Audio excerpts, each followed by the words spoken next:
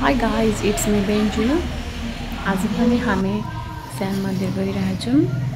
So हामी मन्दिर पुग्यौँ।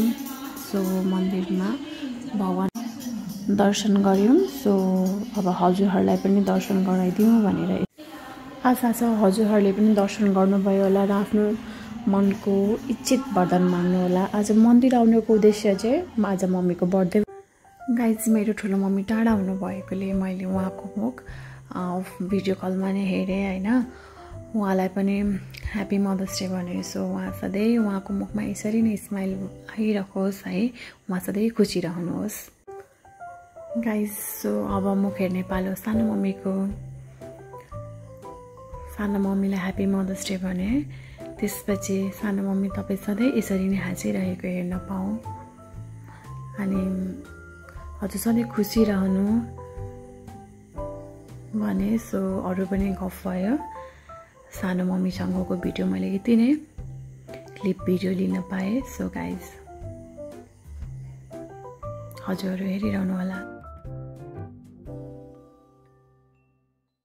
मन्दिर जाने उद्देश्य चाहिँ मम्मीको बर्थडे परेको हुनाले सो आज मदर्स डे पनि थियो है, त्यही भएर मन्दिर पनि गइदिएको। अनि बिहानै मैले केकको अर्डर गरेको थिएँ। सो म केक लिन गएँ अनि अब हामी केक लिएर ठुलो मम्मीको घर जाँदैछौँ किनकि आज फाइनल्ली हामी ठुलो मम्मीको घर पुग्यौँ किनकि आज मदर्स डे थियो। ठुलो मम्मीलाई सरप्राइज दिएको।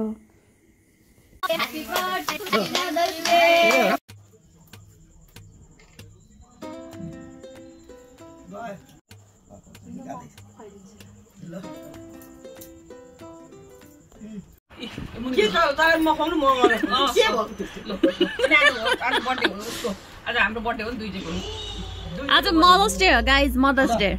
Happy birthday to you. Happy mother's day भन्नु न।